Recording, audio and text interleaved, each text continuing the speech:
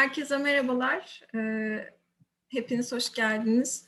Mimarlar Odası Ankara Şubesi'nin Kent İzleme Merkezi ve Uluslararası İlişkiler Koordinatörlüğü çalışmaları kapsamında bugün Japonya Büyükelçiliği ile beraber organize ettiğimiz Sayın Doçent Doktor Fumihiko Seta'nın katılımıyla ve Meltem Yılmaz'ın moderatörlüğünde aslında uzun zamandır planladığımız teknoloji ile kentlerin gelişimi arasındaki planlama süreçlerinin nasıl organize edileceği kapsamında en iyi örneklerden biri olan Japonya'yı konu edineceğiz. Japonya'da şehir planlaması ve gelişimine ilişkin geçmiş ve bugünden örneklerle ilişkin perspektiflerin aslında konu edeceği bu toplantıyı organize etmek istedik sizlerle beraber. Ben herkese katıldığı için çok teşekkür ediyorum ve işbirliği için Japonya Büyükelçiliğine ve Sayın Doçent Doktor Fumiko Seta'ya da çok teşekkür ediyorum. Tezcan Hanım'a kısa bir söz vereceğim. Kendisi Mimarlar Odası Ankara Şube Başkanı, hepimizin bildiği gibi. Tekrardan hepinize hoş geldiniz diyerek sözü Tezcan Hanım'a bırakıyorum. Merhabalar. Ben de hepinize tekrar merhaba ve hoş geldin diyorum. Mimarlar Odası Ankara Şubesi'nin başkent olma özelliğinden kaynaklı aslında elçiliklerle birlikte yürüttüğümüz çok önemli bir çalışma var. Hem mimarlık kültürünün, planlama kültürünün paylaşılması hem de o ülkelerdeki o kültürün bizim ülkemizdeki deneyimlerle hemhal olması açısından. Dolayısıyla daha önce Finlandiya Büyükelçiliği ile Alman Büyükelçiliği ile yaptığımız organizasyonlara bu kez de Japonya Büyükelçiliği ile devam ediyoruz ve ilerleyen günlerde de bu etkinlikler artarak devam edecek. Ben de Japonya'daki deneyimlerin ülkemizdeki kentleşme ve teknoloji gelişiminde önemli bir deneyim olacağını düşünüyorum ve bu işbirliği içerisinde bizimle birlikte yer aldığı için hem Japonya Büyükelçiliğine hem Fumihiko Seta'ya hem de sevgili Meltem hocamıza çok teşekkür ediyorum. Umarım başarılı bir toplantı geçiririz. Çok teşekkürler tekrar katıldığınız için. Meltem hocam, sözü size bırakalım isterseniz. Thank you, and I will continue on speaking in English. I welcome you all in this important event organized by Ankara chapter of the Turkish Chamber of Architects and Japanese Embassy. I have pleasure of introducing you our distinguished colleague, Professor Fumihiko Seta of Tokyo University. I also want to convey my gratitudes to the Turkish Chamber of Architects and Japanese Embassy for organizing this valuable event. And I also convey my thanks to Nihal Evirgen and to Tezcan Candan Karakuş and the responsibilities of Japanese Embassy for this event again. Professor Fumihiko Seta will have a speech on urban planning and development in Japan, past and present. But before giving the floor to Professor Fumihiko Seta, I would like to request from him to introduce himself briefly within 3 or 4 sentences to the audience. Then Professor Seta can start his speech. Thank you. Floor is yours, Professor Seta. Okay, thank you very much, everyone. My name is Fumihiko Seta from the University of Tokyo.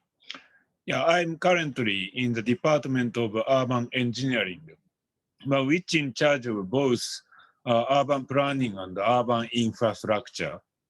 And especially I'm, excuse me, I'm usually measuring in urban and also regional planning, a little bit wider than the one city. Yeah, today, yeah, I'm very glad to speak in front of so many Turkish professors, professionals, or practitioners, or maybe students also. Yeah, actually, I was planning to go to Turkey, and I'm very, very looking forward to go to Turkey last year. Yeah, but unfortunately, due to the infection of COVID-19, I lost this very precious opportunity. Yeah, but today I'm very glad to talk about Japanese urban planning and exchange the opinions of all of you. Due to the time limitation, I only have 40 or 45 minute lectures. And yeah, there are many actually slides. So it is sometimes for you to a little bit difficult to understand. So I'll send all of you reference of the lecture, yeah, which shows links of the each materials, mostly in English, yeah, sometimes Japanese. And if you have any questions about today's lectures or any Japanese urban planning, please send me email as I send by the chat function.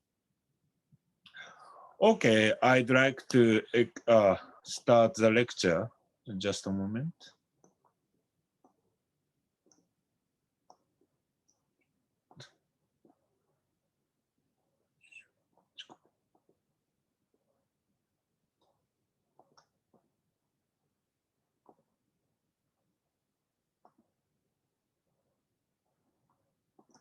Just a moment. Okay, can you watch my screen? Yes, Okay, we so can see. Yes. okay, thank you. So I'd like to start my lecture. Yeah,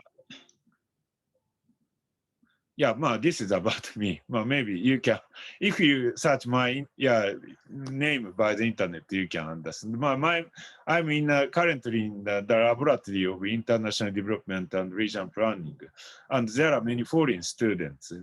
Unfortunately, there are no Turkish students, but from mostly from East or Southeast Asia.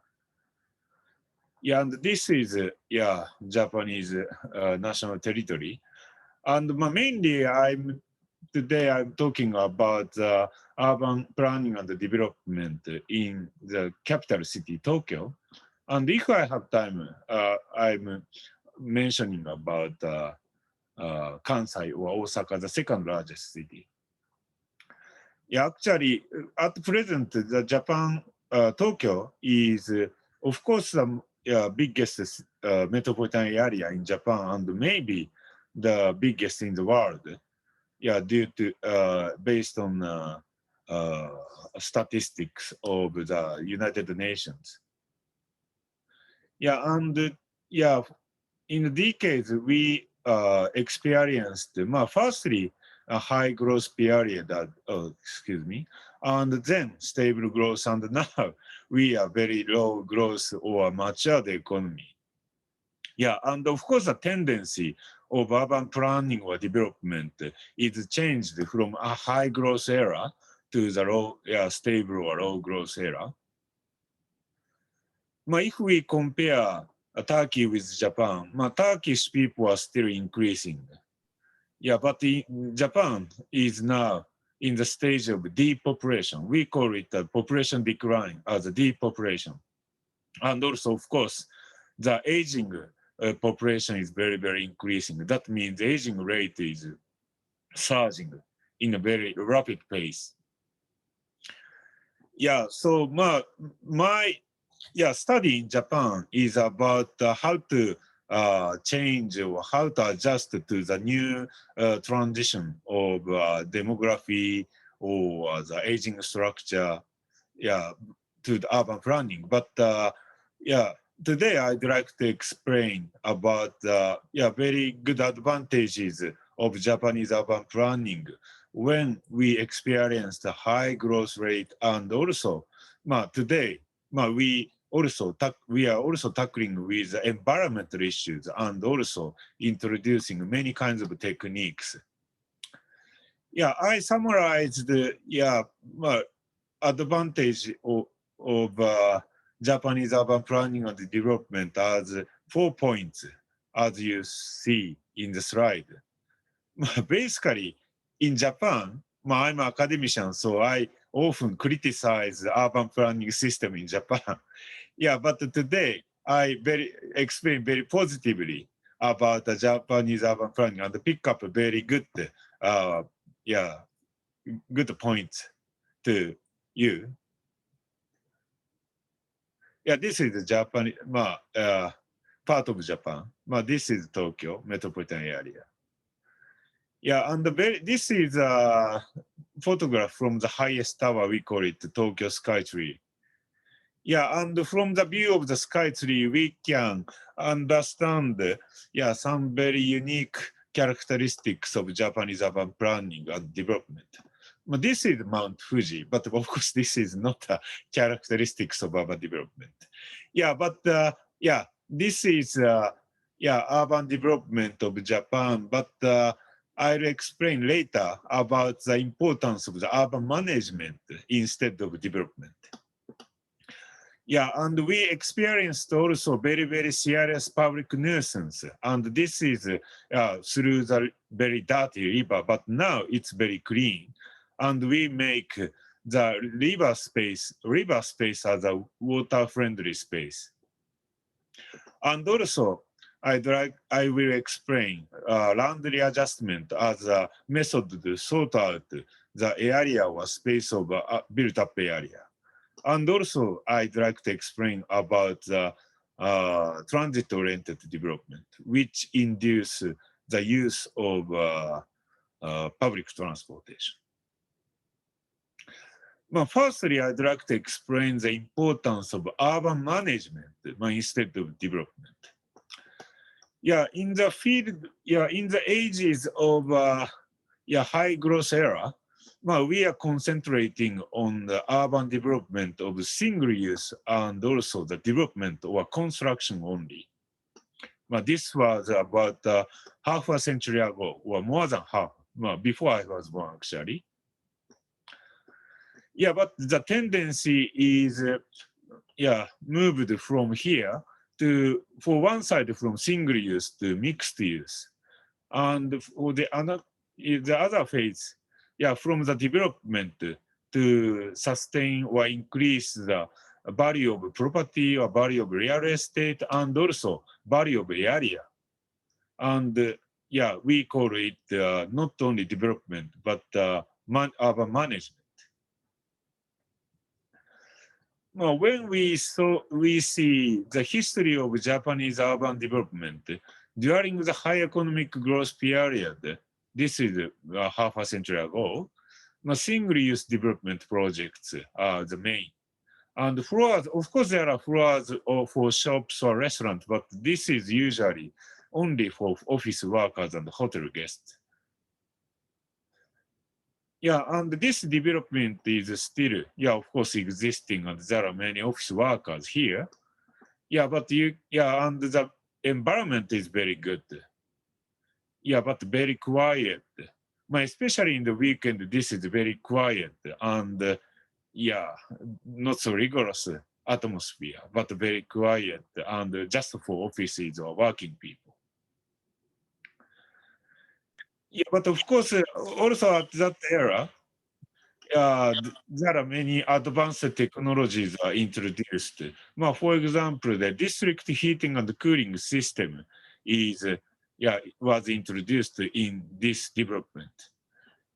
Usually each building have separated and individual cooling tower or plants for heating.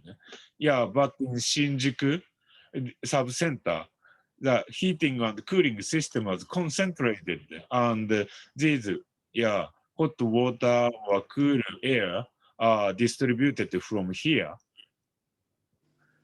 Of course, such kind of equipment are already very common, not only in Japan, but in all over the world. But this is initial stage of environmental friendly technology or smart, not city, but smart town. But after some decades, the trend of urban development was changed. Additional functions and even status or brands are required for the demand from the demand side. That means that developers try to differentiate their project with others under stagnating demand because this is already the stage of the stable economic growth. So high economic growth and higher demand is already finished. So they have to seek not the quantity, but the quality. So as a result, growing needs for mixed use, not only focusing on the office functions, but also focusing on another kind of function. And the combination of the functions are very important. You can see this in the left-hand side photo. This is an office, but in front of the offices, this is a kind of a monument of historical buildings for the visitors. This area was former brewery site, and the brewery company developed here.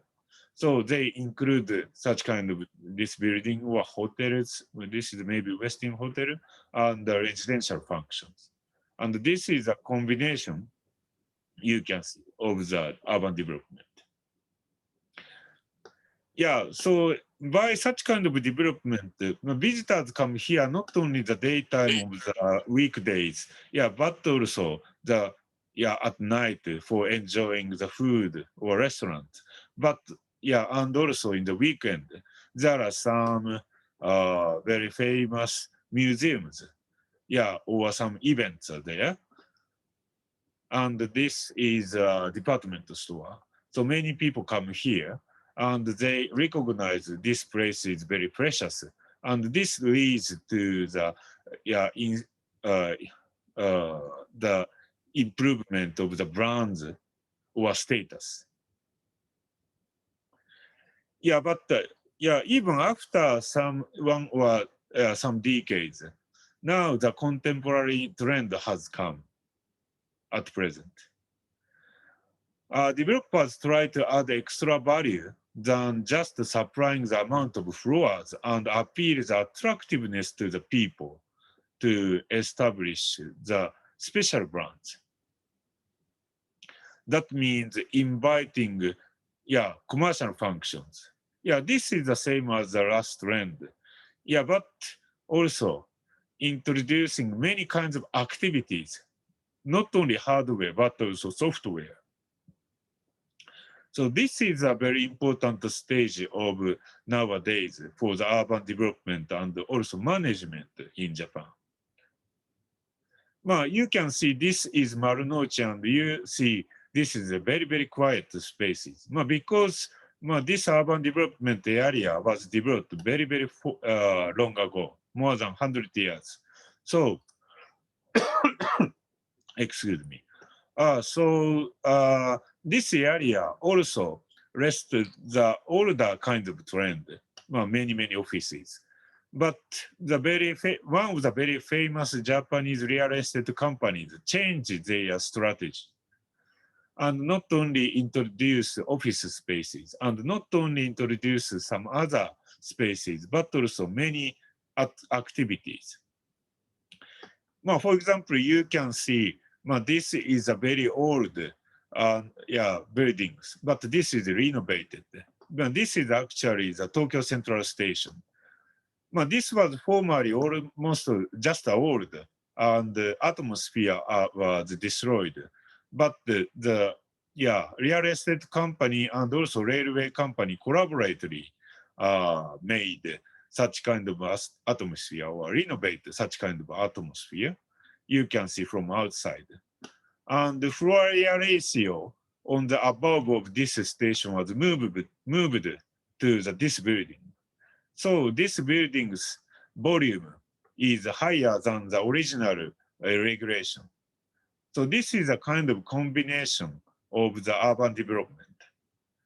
Urban preservation, and many people, especially tourists, enjoy here for sightseeing. And then office spaces are increasing. And the real estate company operate the free of charge shuttle bus. And also you can see the also renovated buildings. And there are many cafes.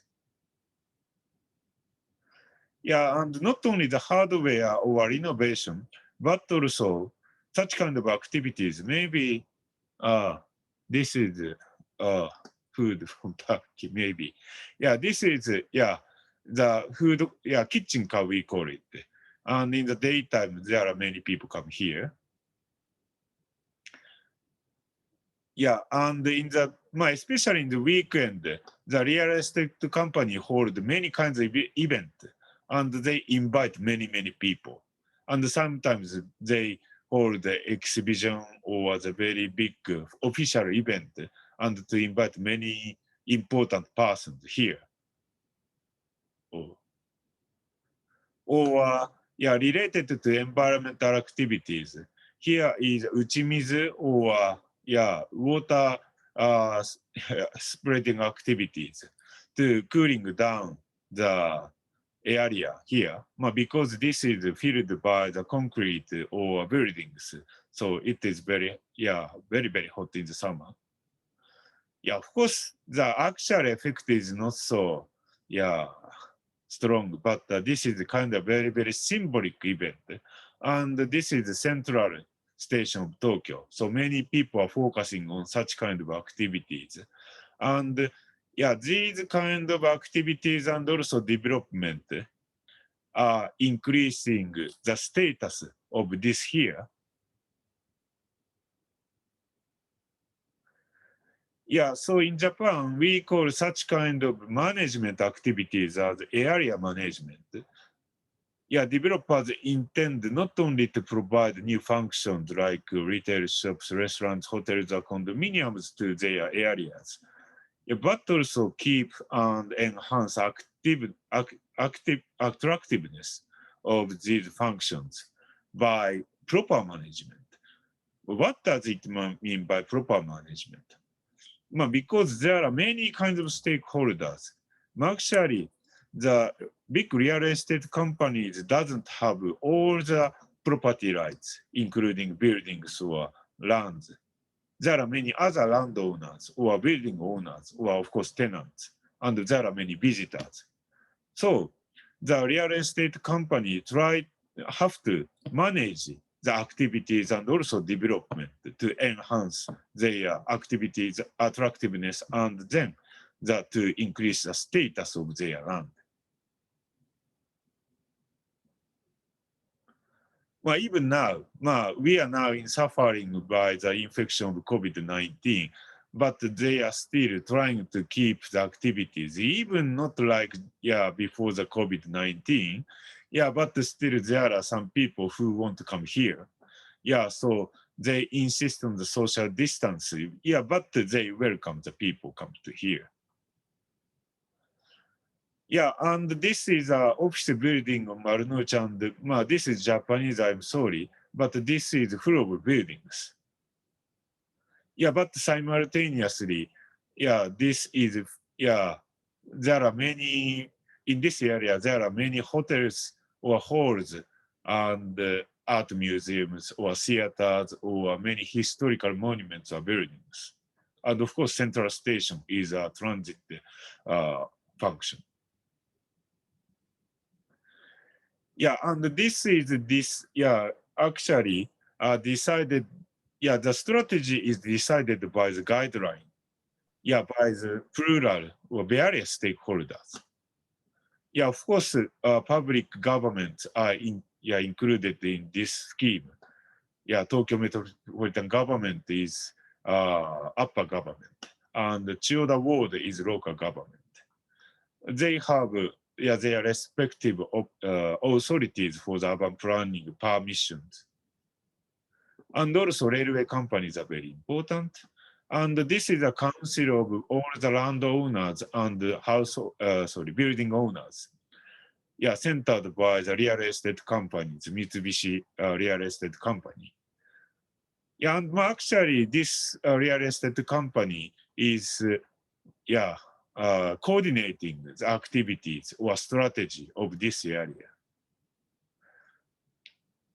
And why I explain such kind of so-called area management activity is that this is actually related to the present advanced activities of IoT or the smart cities. I'll explain later. Secondly, I'd like to explain the very good characteristics of transit-oriented development in the metropolitan areas of Tokyo and also Osaka. Yeah, you can see there are so many railways and subways. Yeah, almost all the people cannot understand fully the such kind of networks. Very, very complicated. Yeah, if we check the intermodal spirits of some metropolitan areas, yeah, Tokyo's usage of public transport is much larger than the London, Berlin, or Paris.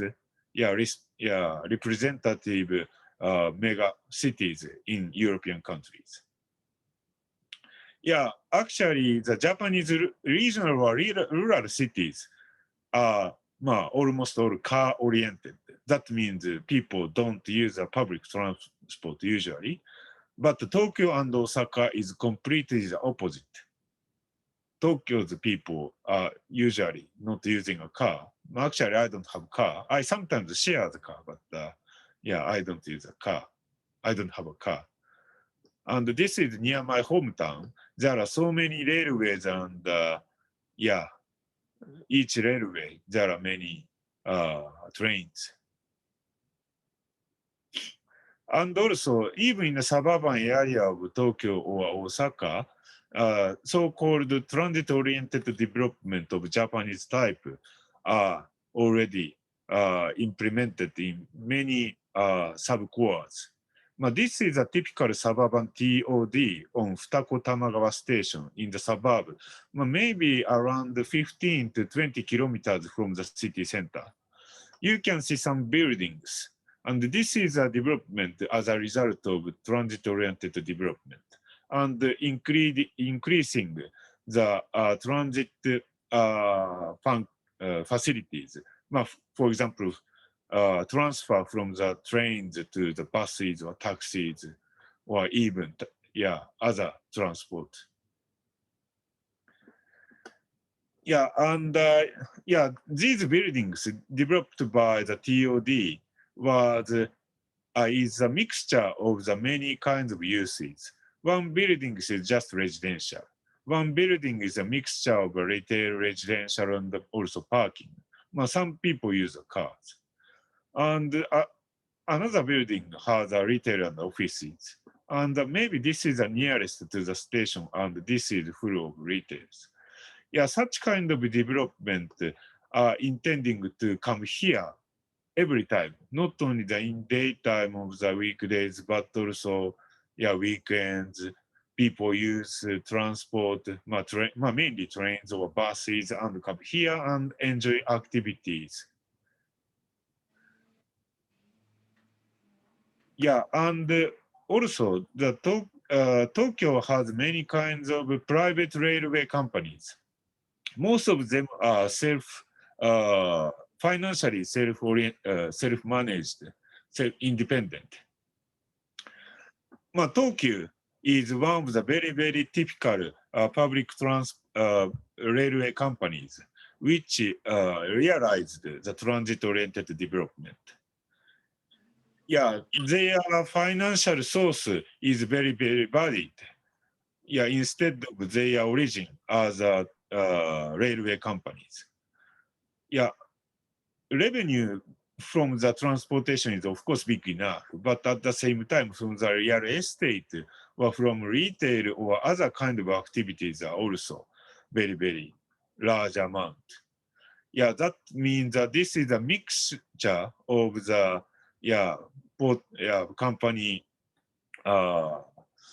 portfolio and also of course development. And also when I talk about transit-oriented development characteristics in Japan, by the shape of the built-up area, simply I'd like to explain about the structure of built-up area. You can see that in front of the trunk road, very big road, you can see there are higher buildings. Most of them are condominiums, but some of them are offices, like that. And in the inside of the inside of the district, there are lower buildings, sometimes detached, sometimes apartments. This was reflected by such kind of urban planning regulations. So the more and more activities along the trunk road, and this is a station. So people tend to use this station. For many people, it's convenient to use many buildings because there are more and more floor areas along the road or in front of the, this is a subway station. So in front, near the station. This is a typical urban planning map of one district in Tokyo or Osaka. You can recognize that this is a road. Along the road, this is high and more variation of the usage.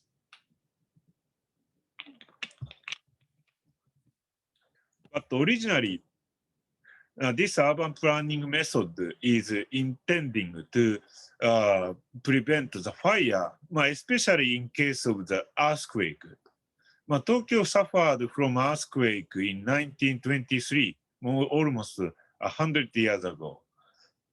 After that, Tokyo started to make resilient structure against earthquake and also fire. And you can see the buffer buildings to prevent the extension of fire to the next blocks. And also the land readjustment is very important method of urban planning in Japan.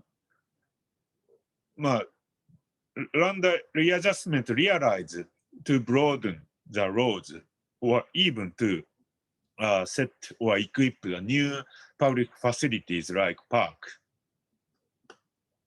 Originally, Japanese land are divided by the many landowners and also the roads are very narrow.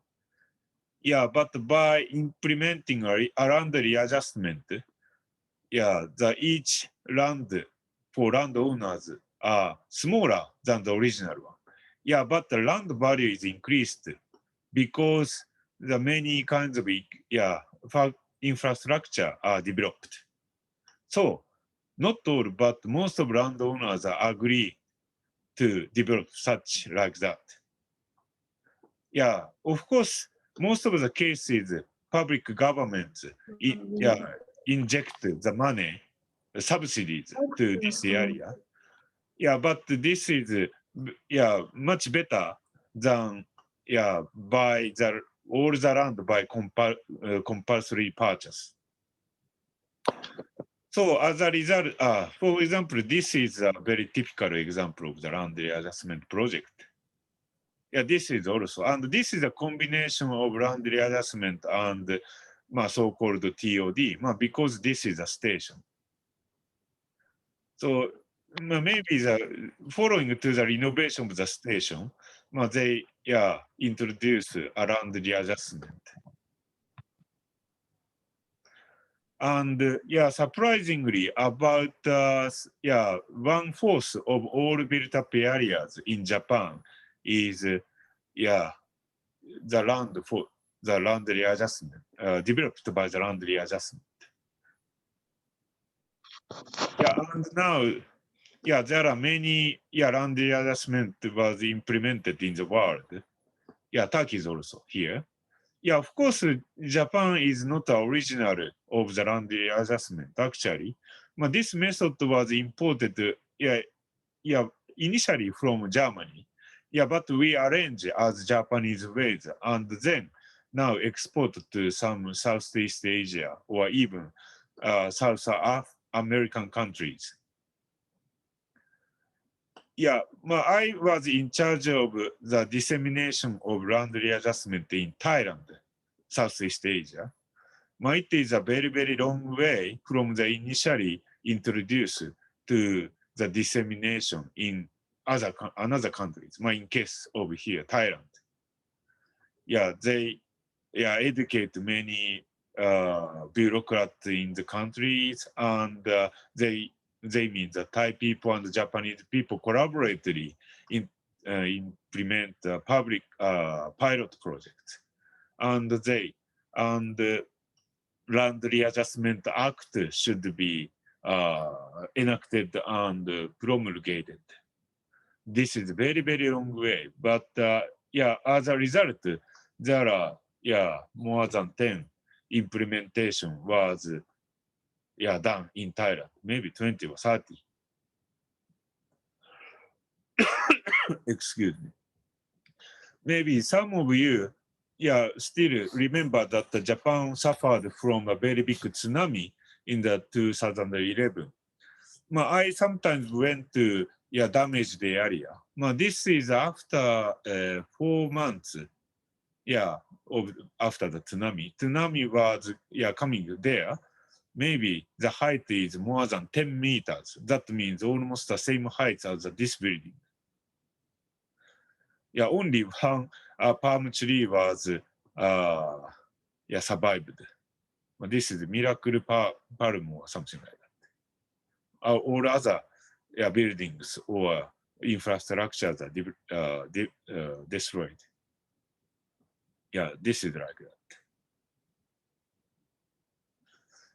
But after that, still, there is formerly built up area. So both local and central government think about recovering this area as a new built up area. But of course, this area is very, very prone to tsunami again. So the government tried to make partially embarking many soils here from the low ground, and partially this becomes a vacant area just for the agriculture, and no people is living because maybe another tsunami come here, and this is full of water. And then a land readjustment project was introduced here. Like that. This is a land use map including land readjustment. This is a land readjustment area, and you can see there are many roads, very big roads, very good infrastructure. Of course, government subsidy is injected so much amount. But this is separately developed here. This green area was left as the agriculture or vacant area because this is still prone to tsunami. So many people are going to the upper area. Such kind of area was also land readjustment was implemented. This is the project of embarking, the very, very big project.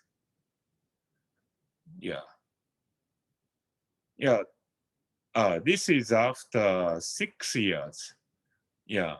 Already very sorting out. And then, today I checked by the Google map or Google satellite photos. Still there are almost no building, but this is on the way of the development. Here and here, land adjustment were implemented. And also smart city is one of the very key words of today's contemporary urban planning all over the world. In case of Japan, smart city means not only introducing environmental or advanced technologies, but also to contribute to the actual life of the people, especially for elderly people or the ordinary people. So you can see, this is the smart center, and maybe this is very technical one. And this is a coil. I'll explain later about how to say the kind of industrial laboratory, for the venture companies. But you can see also this is a kind of lake or street or this is a plaza for the people, or this is a kind of welfare facilities. This is the environmental one. So the Japanese smart city is a kind of a mixture of the technology and urban planning or development. Finally, in order to enhance the quality of life of the people here, in living here. Kashiwa city is from 20 kilometers from here. This is a satellite photo. Yeah, this is larger than the last one, Futago Tamagawa. Yeah, and also this area is suburban area, but this is mixture of the many kinds of uses. This is commercial, and this is residential. And yeah, this is sometimes academic functions are there, like that. And this is I explained, as I explained, this is office or kind of laboratory for the joint venture capitals. There are 31 ventures, and they sometimes make some product, industrial products, for showing to their customers or clients. Yeah, and also this is the system of Kashiwa no smart grid. Maybe most of you know the smart grid is a kind of optimization of the energy to the plural buildings or districts.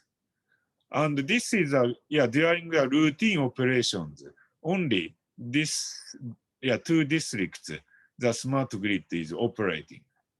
Based on the smart centers, controlled by the smart centers. But in case of Japan, we often suffer from a very big earthquake. So in case of emergency operations, this optimization is extended to the surrounding residential areas.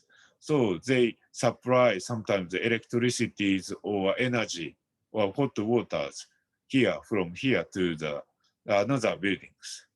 Maybe not only, electricity, I guess. Such kind of activities are very important. By the smart energy networks. And you can see in this Kashiwa no Hai area, there are many functions. And this means there are many kinds of stakeholders. And each stakeholder has different opinions or desires or wishes or strategy for their own finance. So it's very important to introduce the concept of management to achieve the smart city. In case of Kashiwa no Ha, you can see UDCK. This is Urban Design Center. K is this place. Urban Design Center is in case here to manage various activities of here and to coordinate and also to introduce many kinds of ideas or propose their ideas to the many stakeholders in order to improve the values of here in the Kashiwa no Ha development areas. Most of the staff of the centers are from, I guess, academic side. Some of them are from other kind of sectors. They don't have authorities to control something.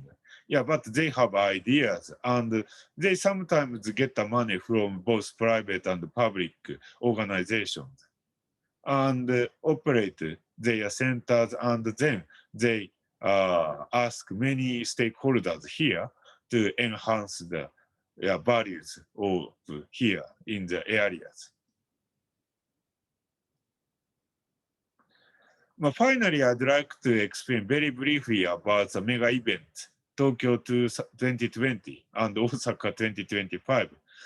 Actually, Tokyo is already, this year is 2021. So, most of us Tokyo Ikes are already giving up to hold the Tokyo Olympic actually, but still not officially. Yeah, but the mega event is introducing many kinds of urban development and infrastructure development. Yeah, we experienced one Olympic Games and one expo, or several expos, sorry, in the high growth period. And this was followed by the many infrastructure and building development or urban development. Well, formally in the, yeah, when we hold the Olympic 1964, まあ、新幹線は bullet train and highways are developed. At that time, Japan was not so rich, so we borrow money from the World Bank. And also for the very basic highways in the city center. But after that, almost half a century, we make a very, very big outer ring road. And also we make athlete village, but this will be renovated after the athlete village to the very, very big residential areas.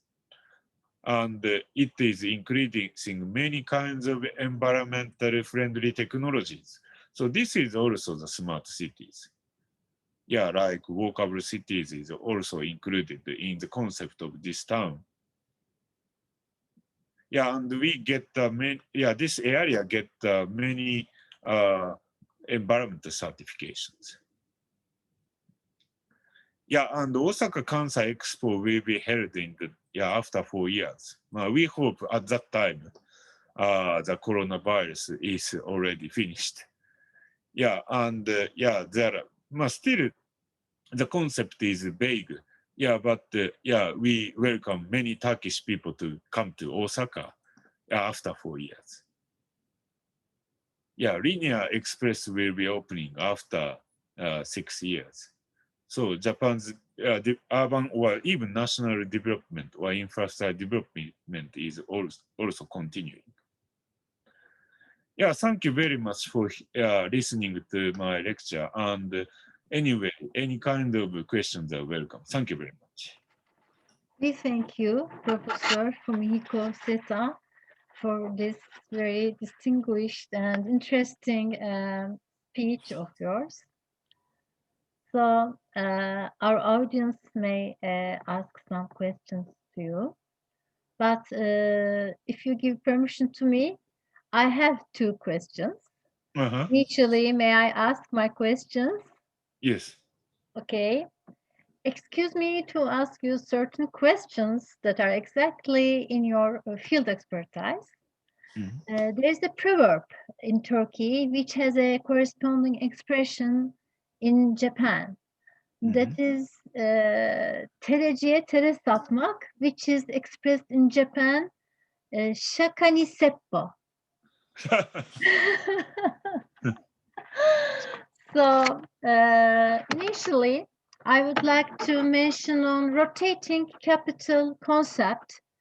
It's the title of the award-winning project presented to the competition organized by Asahi Shimbun, the famous daily newspaper in Japan, proposing that the major functions of the state, namely legislative, executive, and judging, located at the separated transatlantic that would be charged to turn around all over the year in Japanese islands in order to prevent over-concentration of population in Tokyo and around.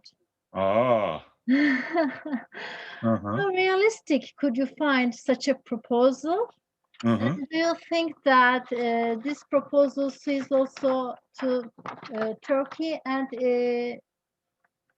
do you think that it will excessive the congestion of population in Tokyo, Osaka, and similar metropolitan area centers be avoided through such attempts? The main idea in that project was the population, which you also mentioned in your speech, the population. And what do you think about that? The first question. Yeah. Okay, thank you very much for your question. Yeah, actually, my main measure is broader kind of planning, including how to prevent the monocentralization to Tokyo and also to prevent the congestion to Tokyo metropolitan areas. Actually, this time I was asked by Japanese embassies to talk about urban development. So, I rather focusing on the positive side of the urban development in Tokyo. But as you said, or as you cite from the Asahi Shimbun, Asahi Shimbun newspaper is always criticizing government policies. Tokyo's development have, of course, negative side. But when we observe actual people's movement, at least before the COVID-19, still there are many people coming to Tokyo. Of course, this is a bad thing. But this is at the same time, people's preference is to go to Tokyo, especially for younger people. That means that central government or local governments have to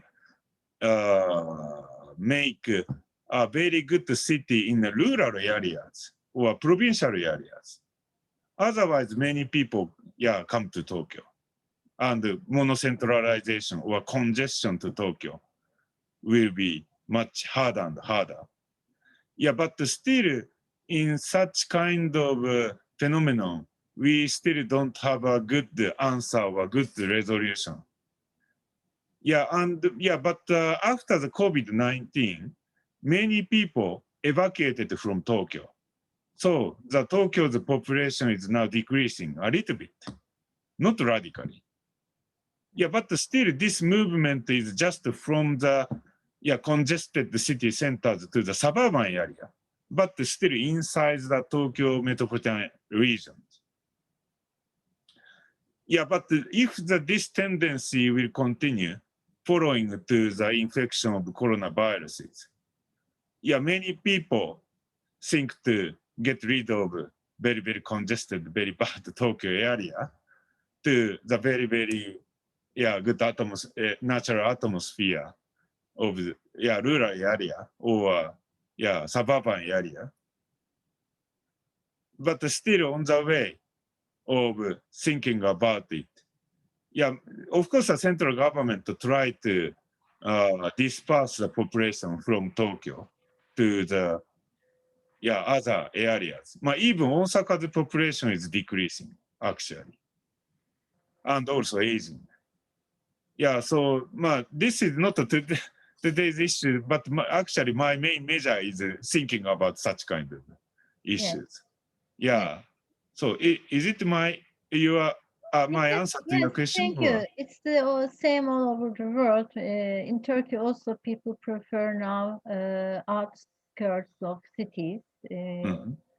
Especially at the weekends, they prefer to leave big cities and go to the rural areas, we may say, closer to rural areas. So it's the same also in everywhere, but because of COVID-19, as you mentioned. And the second question, as far as I know, the smallest local authority units closest to the people are called Q in Japan.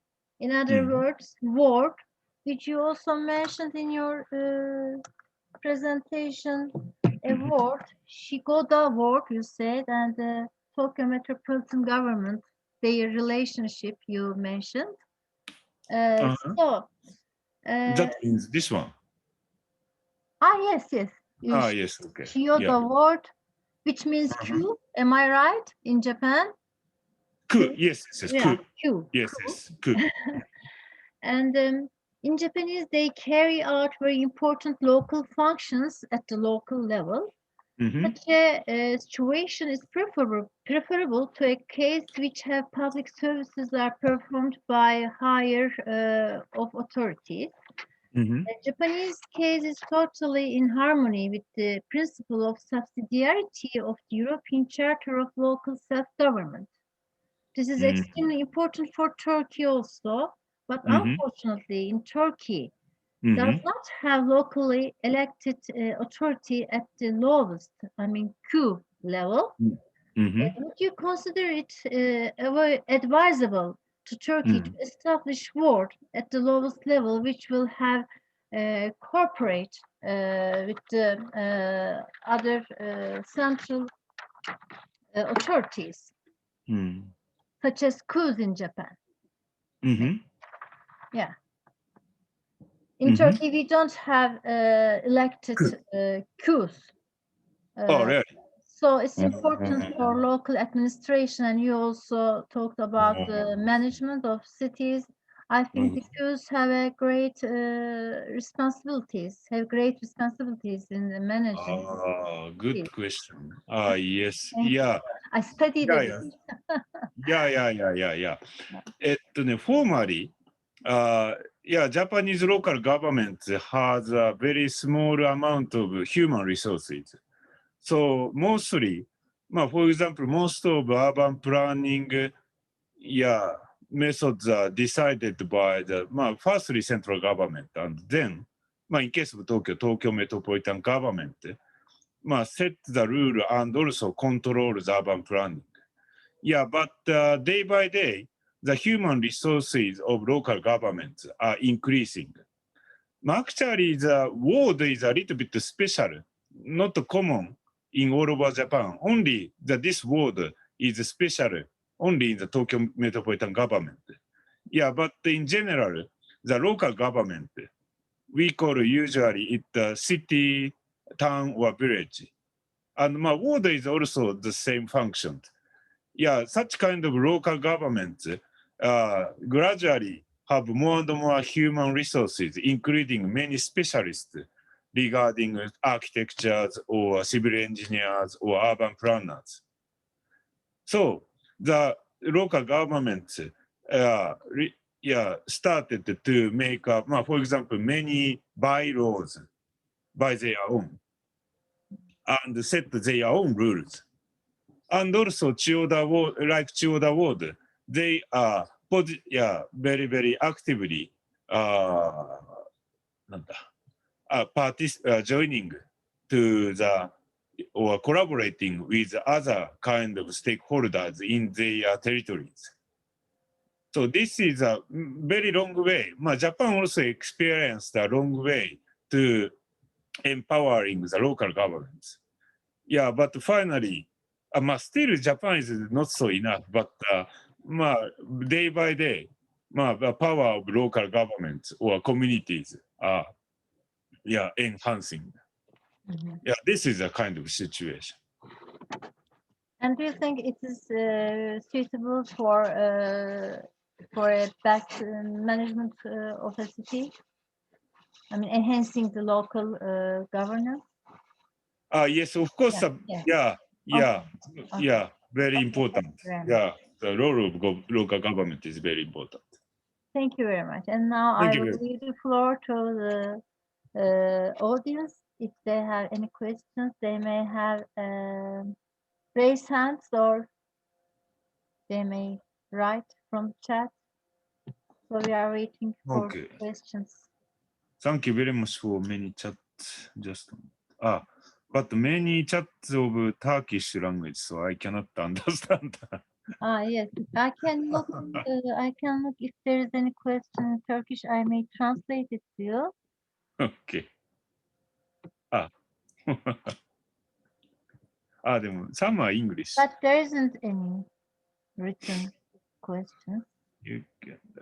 So we are waiting for the comments or questions from the listeners.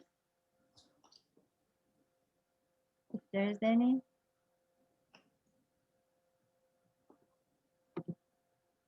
Yes, please, Mrs. Meltem Şenol Balaban.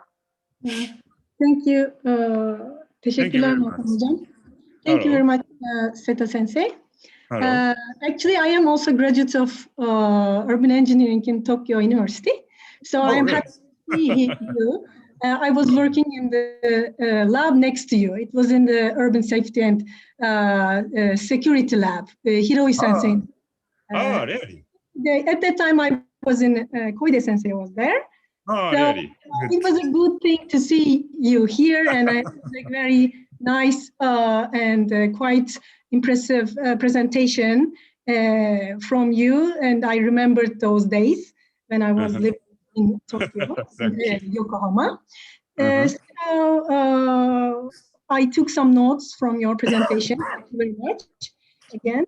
So what I would like to ask you is about the wooden districts or wooden structures which are located in the Tokyo metropolitan area.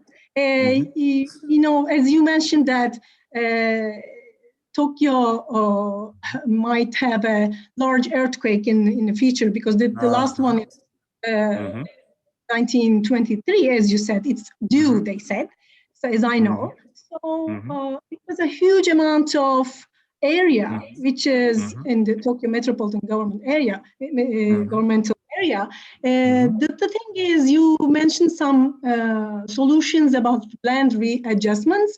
So what I would like to know about, you have such a huge area, and you know that there might be some fire problems, especially after an earthquake. So is it some kind of projects? Because you mentioned some incremental projects that you have some buffer buildings that to protect from spreading of fire, which was around the main roads, but they were some kind of incremental projects, as I know. So what I would like to know is, can you make some larger areas to renovate or rebuild in such an area? Because I wonder, that is very difficult to do sometimes, to deal with homeowners in Japan especially.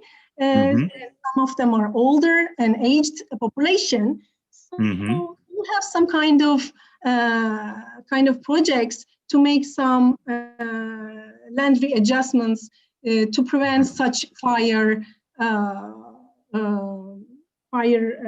accidents or something like that. Thank you very much. Thank you very much. Yeah. Thank you. Maybe you already learned from Koide sensei or Hiroi sensei about your question. But maybe audience might know, but I have no idea. Thank you. Oh, really? Really? Maybe you, all of you can see the Tokyo, and this is the Tokyo City Center. I explained about the Tokyo Station today. This is here. Yeah, and formerly, before the 400 years ago, the ancient Tokyo Center is around here. And this was all wooden structures beforehand. Yeah, and all of these areas are burned many times, but in recent century, 1923 and also just before the World War II. Yeah, and every time this was burned out, the central and the prefecture government make a plan of the land readjustment here. And this is halfly implemented like a very sorted shape, but not fully. So if we see very minutely here, micro level, still, a little bit slower. Yeah, and if you have time, still inside the district, there are older houses. Maybe wooden houses are still there. Yeah, of course, amount of such kind of buildings is day by day, decreased. But still, especially, for example, this is Yamanote line, and this is a very famous circle line in Japan. And inside, along this line, there are many developments. And just outside of this area, there are many vulnerable, very, very dense and wooden places are still there. And of course, both local and central government tried to implement land readjustment projects or other kind of renovating project all over Tokyo. And in the rural, suburban area, it's plenty of land, so it's not so difficult. And in the city center or each sub-center, it is easy because many real estate companies try to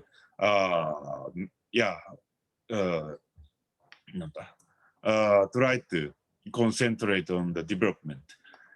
But just outside of the ring railway, the population density or architectural density is very, very high. So it is very difficult to implement a land adjustment because there are too many small landowners or small house owners or small tenants.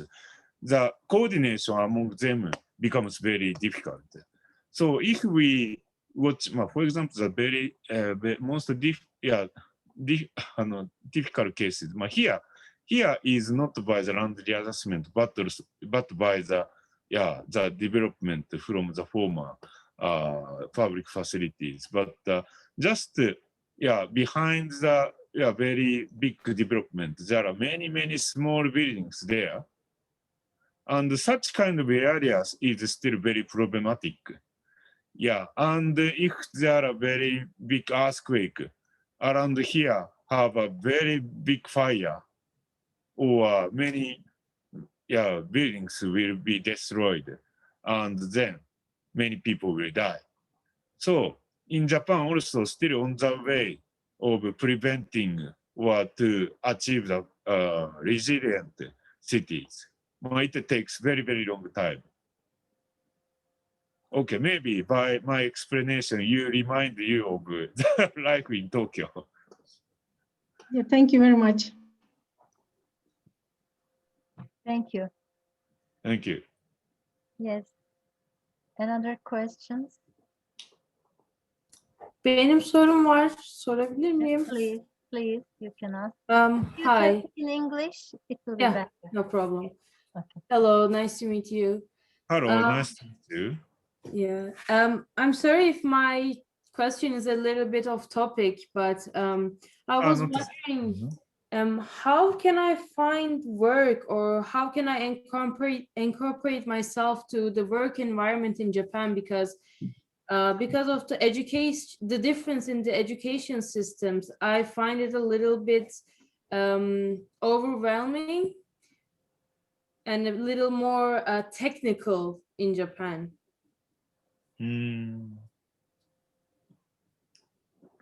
Could you please elaborate your question? Yeah, so would you have any recommendations for someone who, a foreigner who is looking for work in Japan in planning or architecture?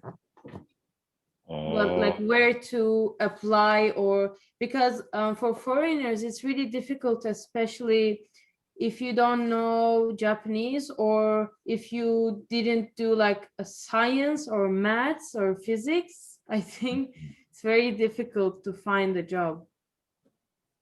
No. To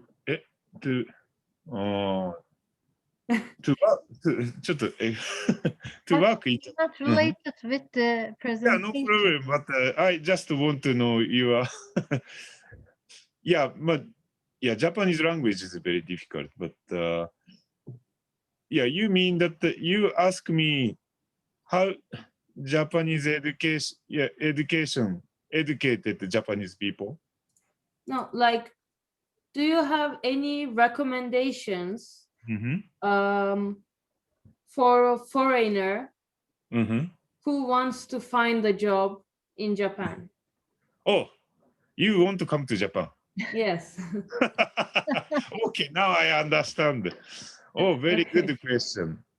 Yeah, but now for example, there are many Vietnamese people working in Japan, even in the COVID infections. And some of them are working in, for example, convenience stores or supermarkets. Some of them are working in the rural area because there are less and less working population in the rural area in Japan. And yeah, but maybe educated people like you don't want to work like that area, that in that kind of position. So, Japan is actually very, conservative, very domestic society. Yeah, so yeah, of course, to learn Japanese is one way, but it's very difficult. So if you want to find the job in Japan without Japanese language, in some sectors like financial sectors, most of the people, even the Japanese companies, use English.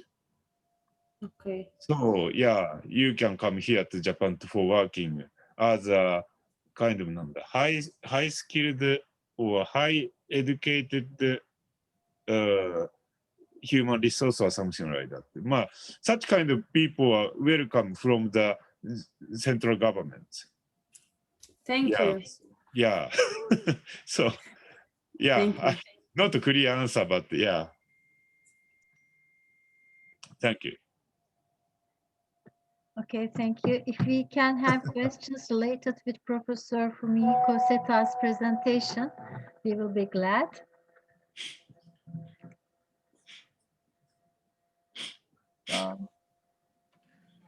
Actually, we have some question at chat as an English. Okay. Okay. I'm watching. Seta can read them Yes, from yes. chat. Just a moment.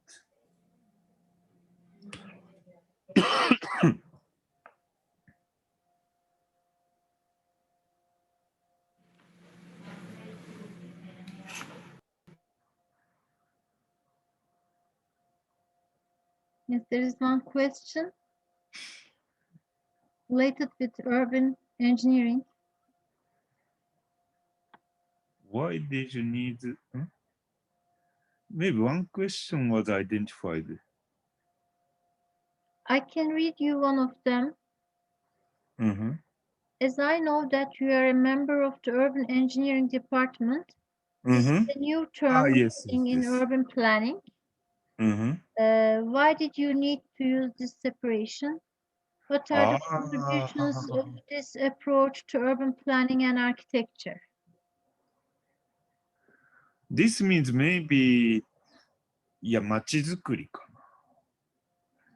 Maybe if this person is learning in, Seta Sensei, I am Meltem. May I distinguish the question? I mean, she's asking about Toshi Keigaku, Toshi Ogaku, the difference between urban planning and urban engineering. What is the difference? Why they, because in Turkey we don't have it. We have an urban and planning department under the Faculty of Architecture in general. So that is very different for them to understand. So what is the difference about urban engineering and urban planning? I mean, why they call it urban engineering in the Tokyo University? Okay, thank you very much. This is the same question last time of Professor Melton. Yes,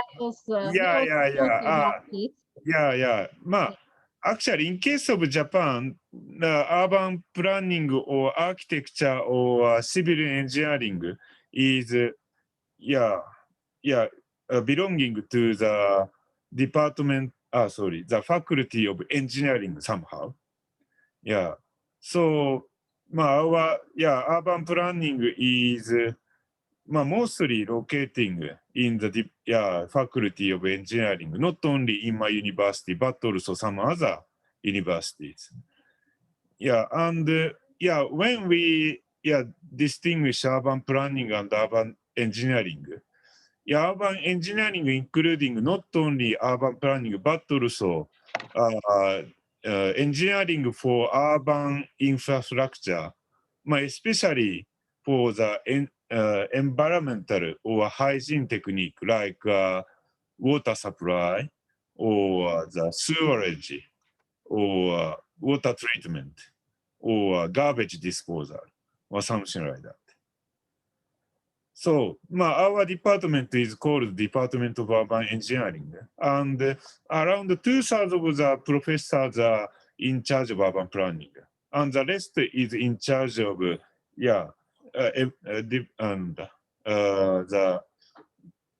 the engineering of urban treatment or such kind of urban facilities.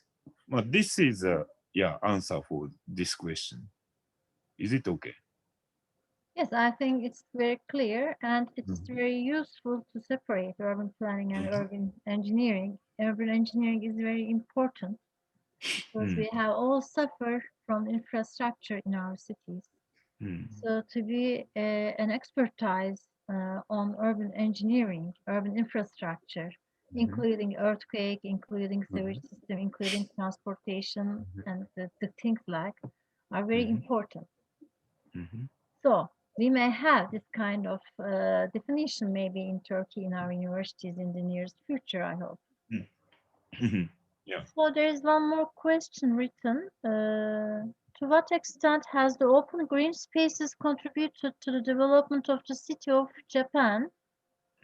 For example, Japanese garden. Oh, good question. Yes.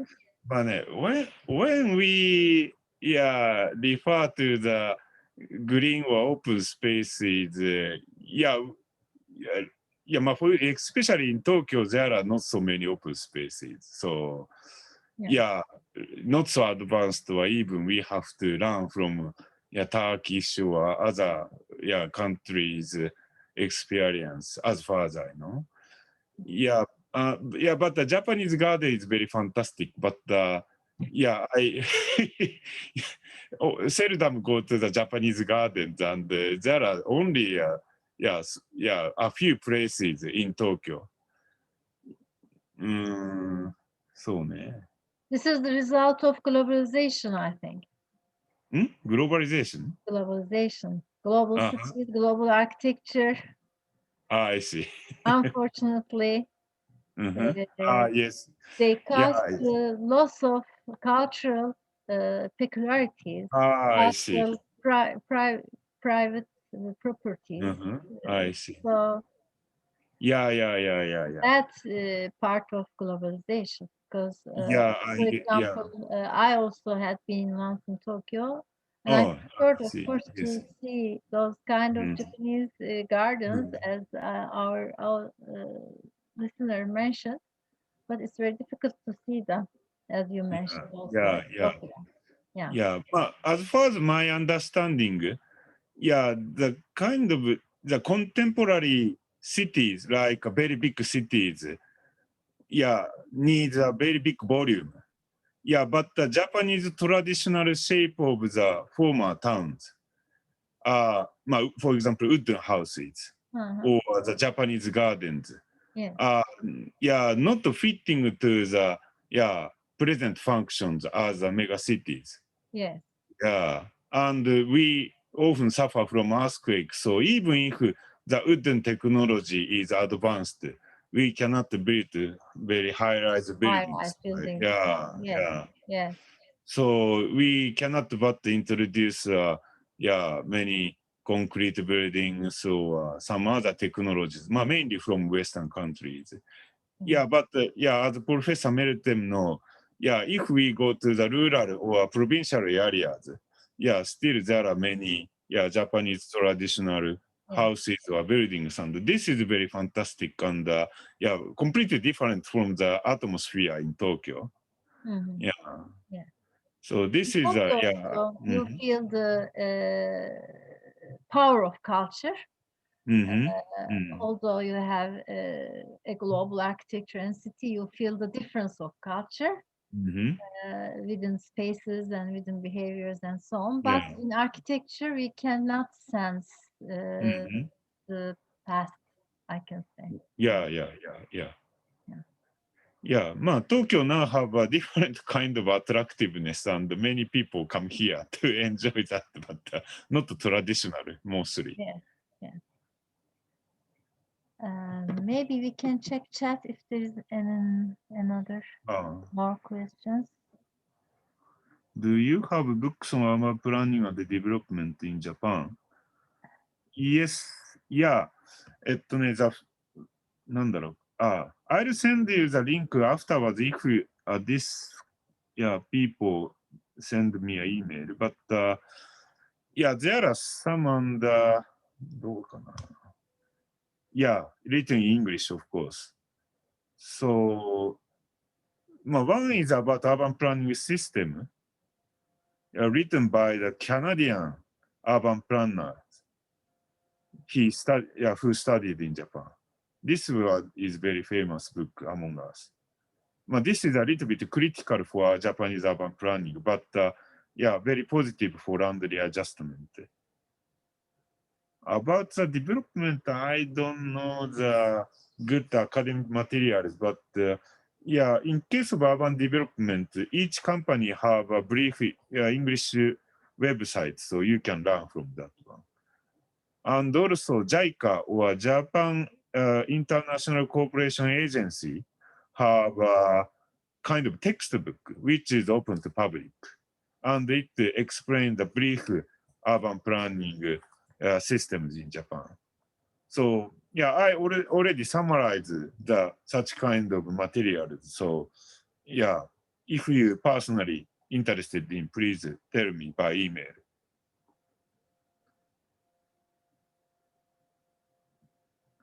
Mr. Hakan さんね。Hakan さん。Hakan さん is very typical name of Turkish people. And there's one comment, I think it's also related with the open spaces, green spaces. Oh. Thank you for Fumihiko Seta's presentation. With small spaces created for people in cities, it is very nice to see green in little spaces also, not only buildings somewhere. It's nice to notice the plant and progressive design on a large scale in your presentation. Nice to meet you. Nice to meet you. Okay. She says, yes. Okay. Open spaces became, very, very important during COVID-19 especially. Yes. Anytime open spaces are important for people, of course, we are a part of the nature at the end.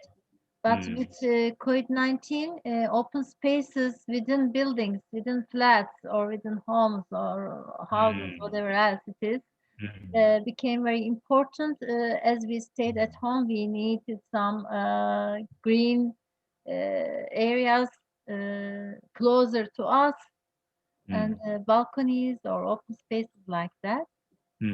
So maybe in Japanese, as far as I remember, in Tokyo, you also mentioned in your speech, there isn't any open space around. I mean, all the buildings are introverted. Yes, you're right. And yeah, the culture also has effect on that, I think. What about this COVID-19 period in Tokyo, especially? All the buildings, including the residential ones, all introverted, no open spaces, no balconies, no gardens, no inner gardens. What did the people do? I may ask, related with this comment, maybe.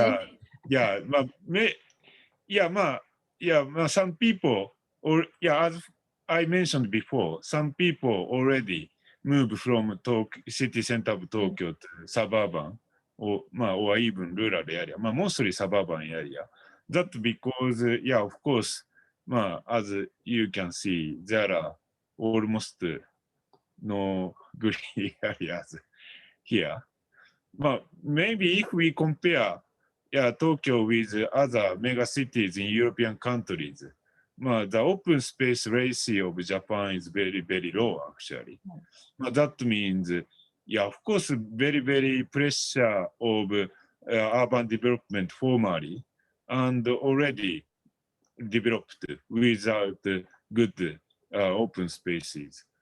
It is mainly because of the weakness of public urban regulations from public side. And then, COVID-19 come here from last year also in Japan, and the people start to notice the importance of the social distance and also the open spaces. But we cannot find any places. Neither in the outside and inside the house is very narrow. Of course, teleworking is possible in my house in case of me personally, but my house is too small and I came here today to the university, my room. Next to Hiroi Sensei's room. And, now the real estate companies already noticed the tendency of the people to try to find more and more spaces by the small number of people, small number of people in a household. So that means, gradually many people go outside, but at this moment, only in the sub-center, there are many people who they want to have a new houses, but not in a very far suburb, because many Tokyo's people still seek the convenience together with how to say the open space or the more spaces. So the very the near area near the very big sub centers, railway stations, the land price or housing price is surging, increased. But in the outside, not so at this moment. But we still have to observe. Yes, I think COVID-19 also will change the interiors too. You are right. We need also space in the interiors of the houses. You are right. But at this moment, many Japanese people are very, very small houses, so it's very difficult to change the interiors. Maybe in the new construction, new designs. I think the new designs will change. Yes, you're right. Because of the need of the people. Space need. Both in the exteriors and in the interiors. We need space. Actually now in Japan, including Tokyo, there are many vacant houses and vacant land. Because more and more people died and no inherited people. But if so, we think that such kind of vacant houses should be used by other people. But actually it is still now very difficult. Mainly because of the property rights. Even if this is vacant, many people don't want to borrow to the strangers, or even many vacant houses or lands. The owners of these houses or lands are unknown. So this is now a very big problem all over Japan. How to identify the house owners or landowners of vacant land houses. It is ultimately it is because of our lack of land registration systems. But in the depopulating trend, we face such kind of problem. Even if there are very Tokyo is very congested and there are many vacant houses. It is very difficult to use. Okay, any more questions? We have time, I think.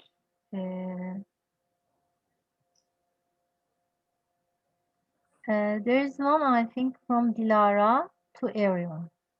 Kyoto is a historical city and has so many historical places, gardens, etc. Yes, I had been also in Kyoto.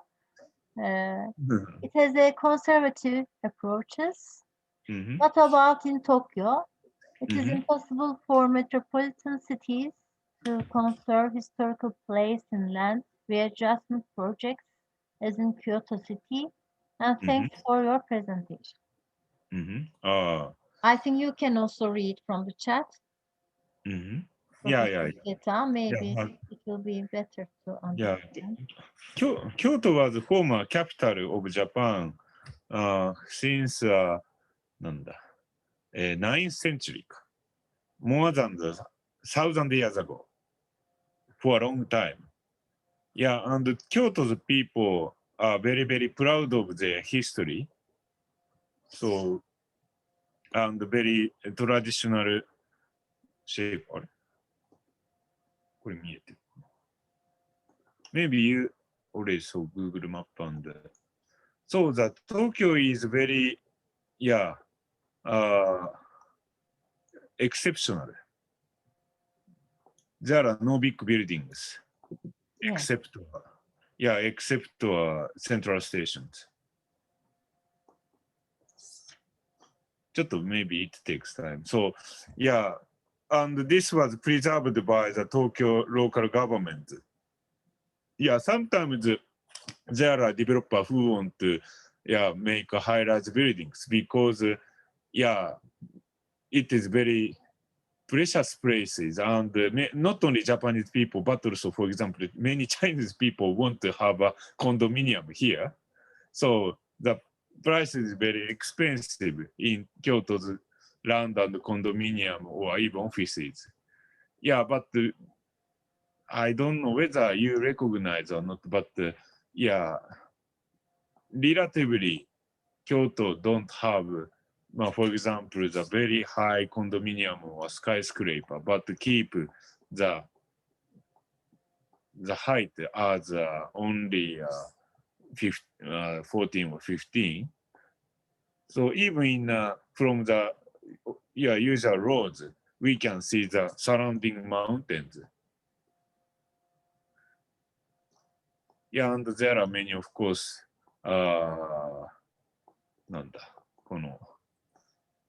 shrines and temples. Yes, temples. Professor Seta also explained the difference before. He said that in Tokyo it is difficult to provide historical gardens and places because of the contemporary needs. So there isn't any Japanese garden in Tokyo. He said he explained it. And it's difficult to construct high-rise buildings under the conventional type of construction. So he already mentioned this question, I think. There is one more. How does zoning law and policy work in urbanization? Hakan Terzioğlu asked. Zoning law and public Zoning law and policy work in urbanization. Good question. I already showed the zoning in the built-up area, like just a moment, like a slide here. Land use zoning is like that. This one. But in suburban area, we divide into mainly two categories: urban promotion area and urbanization promotion area and urbanization restriction area. And the latter one is to ban almost fully the development of any kind of uses. So we have basically have a kind of zoning-based urban planning systems.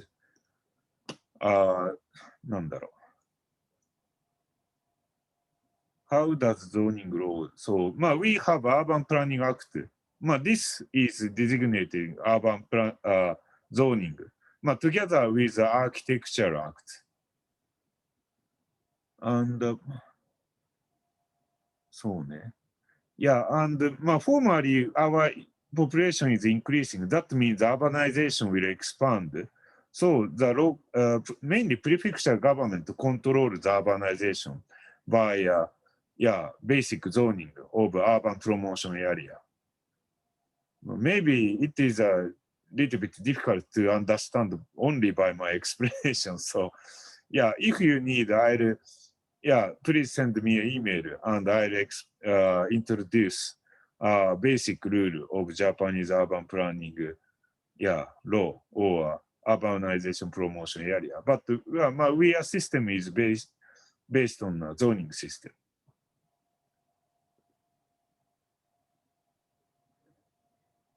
And again, the same person, I think, asks if you have books on urban planning and development in Japan. If yes, can I get it from you, he asks. Yeah. So please send me. Yeah, I don't. I don't personally write my a textbook. But I'll. Please You send have me articles, but articles. they may find your articles. Yes. Article. I mean, you have written some papers. I saw from your CV. I see. Okay. In journals. In journals. I see. Okay. By article, I tried to mention that your papers. Yes, they may find your papers. I think now today from internet you can read some of them at least via internet. So. Yeah, not just a minute.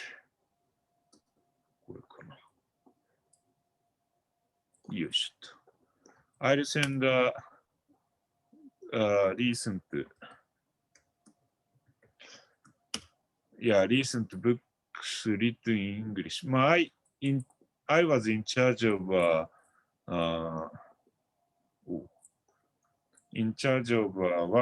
only one chapter and related to the urban planning in the depopulation. Oh, a chapter in a book. Yeah. Yes. Yeah, this is not so applicable for the Turkey's situation, but now most of Japanese cities are suffering from depopulation, and urban planning also have to adjust to the depopulation. I write about, not very academically, but to report the situation of one city, the urban planning. So, if you interested in, please. So there is a Japanese writing, I think, in the chat.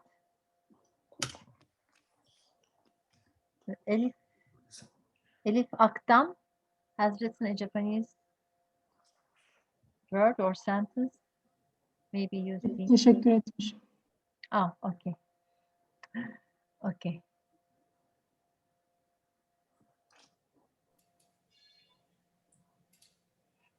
I think there isn't any more comment or question. Yeah, maybe. Thank you very much, Professor Fumihiko Seta. Thank you very much. Yes, it was really nice for us to listen to you. Yeah, it's very nice for me also. Thank you very much. Very fruitful conference. Also for me. Yes, visual also elements. We had a very great knowledge. So thank you very much. Thank you very much. I believe now Nihal will say some words. Yeah, thank you very much, Mrs. Seta, for this impressive presentation and very kindly answering all questions. Thank you so much. We are also grateful to the Meltem Yılmaz for her very important contributions. We are ending our event here, but we would also like to thank the again Japanese Embassy and also to all participants. Now I am ending the live broadcasts actually, and we ask you to answer very short survey questions. Hope you join. Thank you so much. Thank you so much. Bye. Thank you. Thank you. Thank you. Nice to meet you. Bye. Nice to meet you. Yeah, and hope to see you in your Yes, country. if you visit Turkey, please call us. Yeah. And please tell me when you come to Japan. Okay, of course. Thank you very much. Thank you very much. Okay. Thank you and see you. Bye.